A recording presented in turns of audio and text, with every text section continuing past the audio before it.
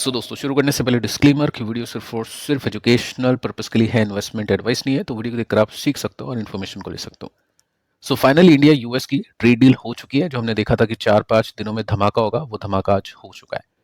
अब डील कैसी है, कौन से सेक्टर्स को फायदा होगा, कौन से सेक्टर्स को फायदा नहीं होगा, मार्केट मंडे को गैप अप खुल सकता है या फिर क्रैश होगा, उसके ऊपर डिटेल में बातचीत करते हैं। काफी इंटरेस्टिंग डेटा यहाँ पे आउट हुआ है। तो फर्स्ट आप देखिए, यहाँ पे मेंशन कर रखा है कि जो ट्रेड डील है वो इंटरिम है। इसका मतलब ये जो डील है ये टेम्पररी है।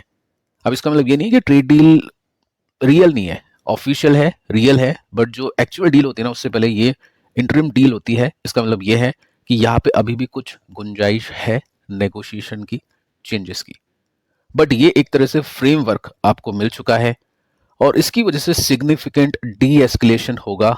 ट्रेड की जो टेंशन अभी मार्केट के अंदर चल रही है कि क्या हो सकता है क्या नहीं हो सकता है, कुछ ट्वीट्स में ऐसा बोला जा रहा है, अपोजिशन पार्टी कुछ अलग कह रही है, वो जो टेंशन थी ना वो अभी खत्म हो चुकी है। सो इसके बेसिस पे मंडे को मार्केट के अंदर बहुत बड़ा रिएक्शन देखने को मिलेगा। एफआईज और जो डीआईज है वो काफी हैविली काम करती हुई देखने को मिल सकती है। अब देखिए, यहाँ पे अपन चलते हैं, सीधा मुद्दे पे आते हैं, पॉइंट पे आते हैं। आप देख सकते हैं 50% का जो टैरिफ है घट के 18% का हो चुका है। अब इसके अंदर जो 25% की पेनल्टी थी वो भी हट चुकी है। ठीक है, पॉइंट ये है कि मार्केट को पता है 50% का टैरिफ घट के 18% का हो चुका है, तो इसका तो रिएक्शन अपने को मिल चुका था। एक बहुत बड़ी रेड कैंडल बनी थी जिसमें मार्केट ऊपर चला गया था, लेकिन उसके बाद में प्रॉफिट बुकिंग हुई थी, क्योंकि बातें ये थी कि ये जो कम हुआ है टैरिफ 50 का 18% हो चुका है, उसके बदले में भारत ने यूएस को क्या दिया होगा। ठीक है, सो अब यहाँ पे जो बदले में दिया है हमने वो डेटा आउट हो चुका है, तो उसके बेसिस पे अब मार्केट वापस से क्या निफ्टी को वहां तक लेके जाएगा या फिर नहीं, वो देखना होगा। ठीक है, आगे चलते हैं। इसमें आप ये देख सकते हैं, सबसे इंपॉर्टेंट पॉइंट ये है कि जीरो ड्यूटी गुड्स। इसका मतलब यहां पर कोई भी ड्यूटी नहीं लगेगी, यहां पे कोई भी टैरिफ नहीं लगेगा, टैक्स नहीं लगेगा। फ्रॉम इंडिया देखते हैं। सो इंडिया से कौन कौन से एक्सपोर्ट हम करने वाले हैं जिसके ऊपर जीरो ड्यूटी हो गई है। Generic pharmaceuticals, gems, diamonds and aircraft parts. So ये जो एक्सपोर्ट हम करेंगे इंडिया से, तो ड्यूटी नहीं लगेगी, तो ये हमारा फायदा है, यानी इन सेक्टर्स को अच्छा फायदा होने वाला है। पॉइंट ये है कि यूएस क्या इंडिया में सप्लाई करेगा जहां पे ड्यूटी यूएस नहीं देगा। सो यहां पे आप नोटिस कर सकते हैं, सबसे बड़ी बात यहां पे मेंशन कर रखा है ऑल, सभी यूएस इंडस्ट्रियल गुड्स। बहुत बड़ी बात है कि यूएस के जो इंडस्ट्रियल गुड्स है उसके ऊपर आई थिंक 13 to 15% का टैरिफ था, वो अपन ने जीरो कर दिया, तो उतनी कमाई हमको नहीं होगी। इसको लेकर सरकार की बहुत ज्यादा आलोचनाएं चल रही है और सरकार इसकी सफाई में बताने की कोशिश करेगी कि यूएस के इंडस्ट्रियल गुड्स अगर इंडिया में आएंगे तो यूएस के साथ में संबंध अच्छे होंगे, साथ में जो उनके इंडस्ट्रियल गुड्स होते हैं वो डेवलप्ड होते हैं, तो हम यहाँ पे डेवलपमेंट कर पाएंगे उसकी वजह से। ठीक है, ये सफाई है। आई डोंट नो आप अग्री करते हो या डिसअग्री करते हो, बाकी ये इसको लेकर सफाई दी है। आगे चलते हैं, यहाँ पे आप नोट कर सकते हैं wide range of food products. So US के फूड प्रोडक्ट्स यहाँ पे आने वाले हैं जीरो ड्यूटी में, नेगेटिव। उसमें इंक्लूड होगा ट्री नट्स, सोयाबीन का तेल, वाइन, स्पिरिट। ठीक है, आगे चलते हैं और यहाँ पे अपन देख लेते हैं कि फूड प्रोडक्ट्स में कुछ डेयरी आइटम तो नहीं है ना जो आने वाले हैं, नहीं तो अपने फार्मर्स को प्रोडक्शन उसका नहीं मिलेगा। So yes, protections for India. Sensitive जो सेक्टर्स हैं, डेयरी, मक्का, गेहूं, चावल, ये फुल्ली प्रोटेक्टेड है। तो यहाँ पे मैं इंडिया को यानी ट्रेड डील को थोड़ा सा प्लस पॉइंट दूंगा अपनी सरकार को कि चलो इसको कम से कम प्रोटेक्टेड रखा। ठीक है, सो ये एक प्लस पॉइंट है। आगे चलते हैं, major commitments and strategic shift, यानी जो हमने कमिटमेंट दिया है यूएस को टैरिफ कम करने के लिए। अब देखो, टैरिफ कम तो क्या ही हुआ है, अपन सिंपल सा फंडा है, 100 रुपीज का आइटम है जोमेटो पे, मतलब बाहर अगर आप खाओगे कोई भी फूड डिश है 100 रुपए की है, जोमेटो पे आपको मिलेगी 200 रुपए, उस पर आपको 50 रुपए का डिस्काउंट दे देंगे, तो वो डिश हो गई 150 रुपीज की। जनता खुश हो जाती है, 50 रुपए का डिस्काउंट मिल चुका है, बट एक्चुअली वो 100 रुपीज की चीज आपको 150 में दे दी है। सो वही चीज हुई है, ट्रंप ने पहले प्रॉब्लम क्रिएट की, पेनल्टी लगा के, टैरिफ बढ़ा के, फिर उस प्रॉब्लम का सॉल्यूशन निकाल के खुद क्रेडिट लिया, अल्टीमेटली टैरिफ हम ज़्यादा ही पे कर रहे हैं। ठीक है, चलो कोई बात नहीं है, टैरिफ जो भी है 50 से कम हो गया तो उसके लिए क्या कुछ कमिट हमने किया है। ट्रंप बहुत अच्छी स्ट्रैटेजी प्ले कर गया, बाकी ठीक है। मेजर कमिटमेंट्स, ये जो 500 बिलियन की बात हो रही थी ना दोस्तों, वो अनफॉर्चुनेटली सच है। यहाँ पे कमिट किया है कि 500 बिलियन डॉलर्स का परचेज होगा, लेकिन एक साल में तो हो ही नहीं सकता, इतना है ही नहीं। लेकिन स्टिल यहाँ पे मेंशन कर रखा है नेक्स्ट 5 इयर्स में, और ये हो भी जाएगा, क्योंकि अपन जो एनर्जी बाय करेंगे, जो तेल बाय करेंगे, बहुत महंगा होता है। एयरक्राफ्ट काफ़ी महंगा, प्रीशियस मेटल्स काफ़ी महंगा, टेक्नोलॉजीज भी बाय की जाएगी, उसके अंदर क्या प्रोडक्ट्स हो गए आगे चल के अपन देखते हैं। ठीक है, सो एनर्जी अगेन इंडिया ने बोला है कि कमिटेड है यहाँ पे बात कि हॉल्ट कर देंगे, रोक देंगे रशिया से तेल खरीदना। रशिया भी शॉक में है, ऐसा कैसे हो गया, क्योंकि हमारे तेल तो यहाँ पे इंडिया की रिफाइनरी, जो भी सरकारी रिफाइनरीज उसको सूट करते हैं।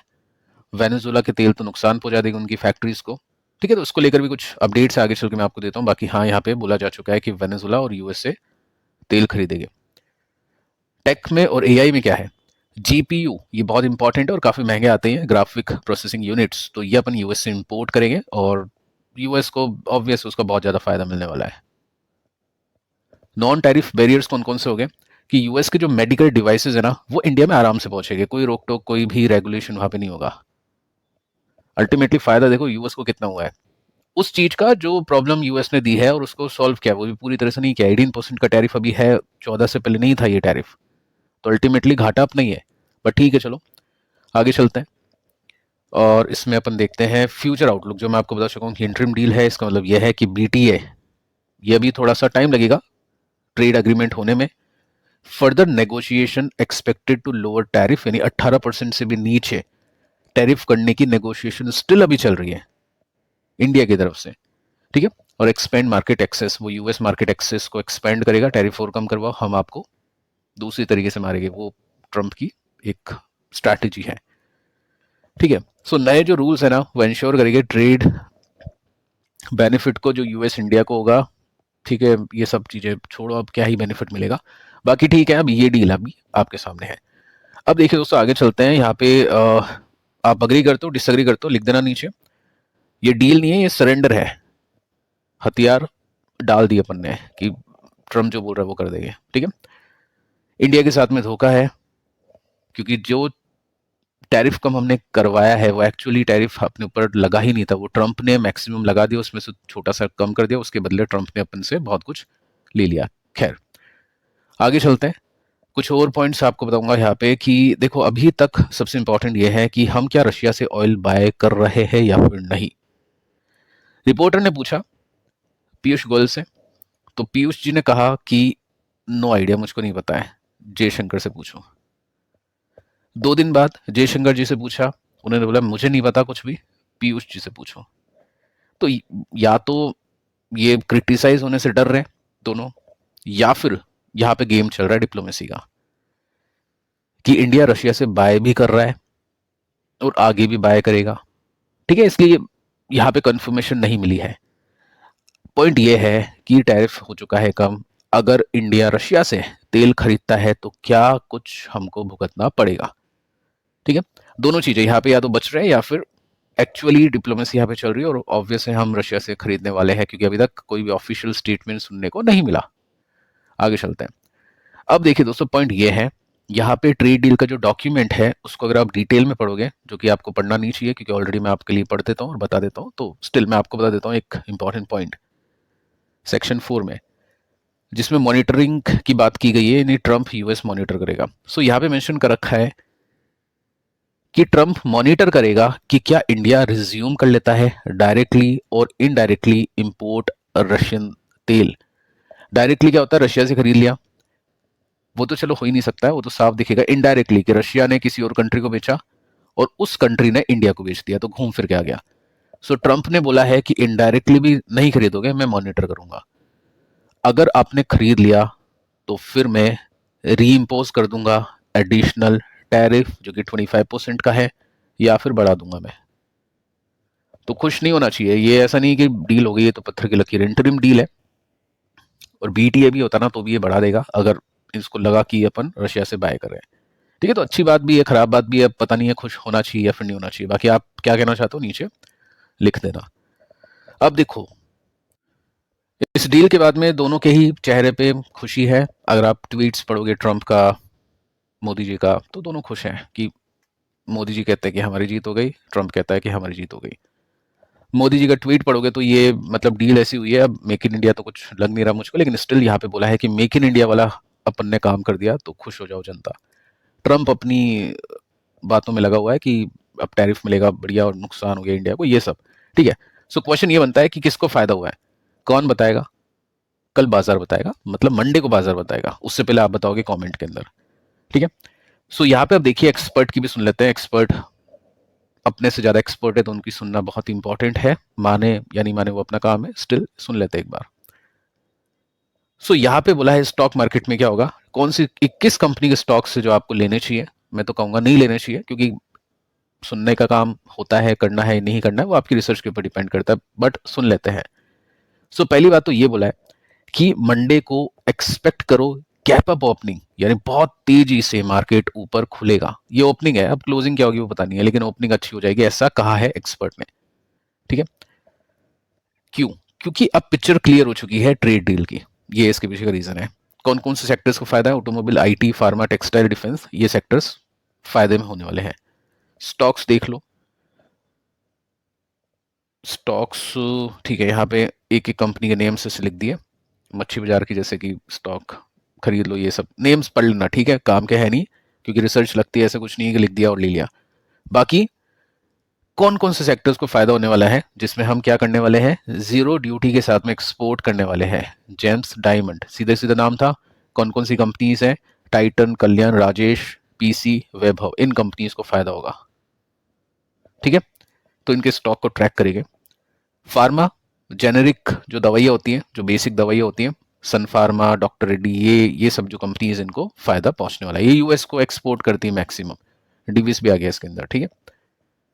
ईएमएस, ये अपन एक्सपोर्ट भी करते हैं, डिक्सॉन, केन्स। तो यहाँ पे केन्स की दशा सुधरती है या फिर नहीं, ठीक है। ईएमएस सेक्टर हो गया। इसके बाद में आगे चलते हैं और यहाँ पे हम देख लेते हैं डिफेंस। डिफेंस में एचएल, भारत फोर्ज, ये सभी कंपनीज हैं, इनके स्टॉक्स को ट्रैक करते हैं। एचएल ने तो ब्रेकडाउन दे दिया, देखते हैं यहाँ पे कुछ पॉजिटिव हो पाता है या फिर नहीं। उसके बाद में ऑटोमोबाइल कंपनीज आ गई, जो एंसिलरीज वाली कंपनीज है। देखो डायरेक्ट ऑटो कंपनीज को तो नुकसान है, यूएस की गाड़ियाँ यहाँ पे बिकेगी सस्ते में, तो ऑब्वियस कॉम्पिटिशन बढ़ेगा। अदरवाइज एंसिलरीज को फायदा होगा, क्योंकि एक्सपोर्ट करती है ऑटो पार्ट्स को, तो उस बेसिस पे, ठीक है। तो ये पॉइंट है। अब मार्केट का पता चलेगा मंडे को, बुल है या बैर है, अभी समझ से बाहर है इन्वेस्टर्स के। बाकी जो समझ रहा है वो लिख सकता है कमेंट करके। फिलहाल मेरे हिसाब से ऐसा कुछ नहीं है कि विन विन सिचुएशन है, बहुत कुछ अपन ने जीत लिया, ऐसा कुछ नहीं है। वही मैं आपको बता चुका हूँ कि महंगा करके वही चीज थोड़ा सा डिस्काउंट में कर दिया, और अल्टीमेटली मैं ये कहूंगा कि ट्रंप जीत गया इसमें, ठीक है। समझदारी उसने दिखाई है। और बेयर्स देखते हैं कल प्ले करते हैं या बुल्स प्ले करते हैं। ओपनिंग से कुछ नहीं होता है, क्लोजिंग से होगा, तो क्लोजिंग देखना पड़ेगा कि क्लोज कैसे होता है मार्केट। निफ्टी बहुत ही क्रूशियल लेवल पे है। निफ्टी ऑलरेडी एक बहुत अच्छी तेजी दे चुका था, लेकिन यहाँ पे वीकनेस निफ्टी ने दिखा दी, और उसके बाद में निफ्टी कंटिन्यूसली वीक होता गया। जो गैप था वो निफ्टी ने फिल किया, जैसा कि एक्सपेक्टेशन थी। अब निफ्टी एक बहुत इंपॉर्टेंट लेवल पे है, यहाँ से अगर ये नीचे जाता है तो ब्रेक डाउन, उसके बाद में चीजें बिगड़ती हुई देखने को मिल सकती है, लेकिन यहाँ से ऊपर जाता है।